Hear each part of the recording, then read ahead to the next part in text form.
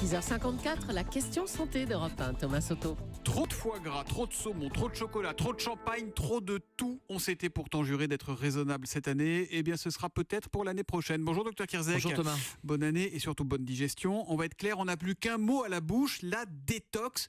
C'est un truc marketing ou ça a un sens, la détox ? La détox, c'est un tox ou détox, on pourrait dire. La détox a un vrai sens médical, mais ce que vous trouvez en commerce ou ce que vous trouvez dans les unes de magazines, c'est absolument pas de la détox. La détox médicale, c'est quand vous subissez un empoisonnement, une intoxication et il faut éliminer par le rein, par le foie et on va vous donner des traitements spécifiques et ça se fait en milieu hospitalier. Par contre, ce qu'on nous vend, oui, c'est plus du marketing parce que votre foie ou votre rein, même si vous avez fait des excès, n'a pas besoin de se détoxifier. Par contre, il va falloir alléger les excès que vous avez faits. Alors, qu'est-ce qu'il faut qu'on allège pour se sentir mieux, pour se sentir moins lourd ? Alors, il faut alléger son alimentation, il faut reprendre une hygiène de vie. Donc, ça fait partie des bonnes résolutions finalement. Alors, évidemment, après les quelques excès de ces repas riches en graisse, il va falloir alléger et drainer. Le mot-clé, c'est plutôt drainage que détox et il va falloir boire beaucoup de liquides. Chaud, froid, des eaux plates, des eaux gazeuses, des tisanes, peu importe, mais il faut des liquides pour pouvoir éliminer, pour pouvoir drainer. Ensuite, il faut manger davantage de légumes riches en fibres, des carottes par exemple, des poireaux, des choux,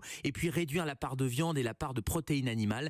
Et c'est ça un peu la détox entre guillemets, ou en tout cas c'est ça l'allègement de votre alimentation. Et ça doit durer combien de temps cette période ? Il y a la phase immédiate, c'est-à-dire vous allez faire un peu plus attention pendant les 2-3 jours après les excès alimentaires, mais l'objectif c'est de reprendre à long terme cette hygiène de vie et donc c'est de rééquilibrer son alimentation. Donc de quelques jours, vous allez progressivement reprendre cette hygiène alimentaire et c'est pas les kits qu'on va vous vendre qui s'appellent faussement d'ailleurs les kits détox qui vont résoudre le problème. C'est de la trappe-gogo ça, France, c'est du bon marketing ? Oui, c'est de la trappe-gogo et attention à éviter tout ce qui est produit qui pourrait générer des carences parce que l'objectif c'est de rééquilibrer votre alimentation en évitant des carences alimentaires qui pourraient entraîner une perte de poids trop rapide ou éventuellement des carences en vitamines ou en minéraux. Moi j'ai entendu parler de la spiruline, c'est quoi ? C'est bien ça ou pas ? Il paraît que c'est le truc miracle. La spiruline c'est un super aliment. Alors super aliment qui comporte beaucoup de choses, qui comporte des protéines, des acides gras insaturés, des oligo-éléments. Donc c'est un aliment extrêmement riche, ça se vend en comprimé.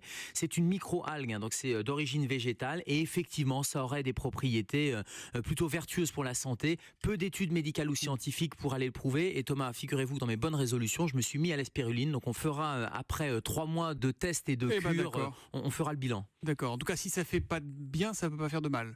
Ça peut pas faire de mal, à condition, là encore, d'avoir une alimentation équilibrée par ailleurs. Le docteur Kirzek qui arrive à être en forme même après les fêtes et qui revient demain à 7h-5 sur Europe 1. À demain. À demain Thomas.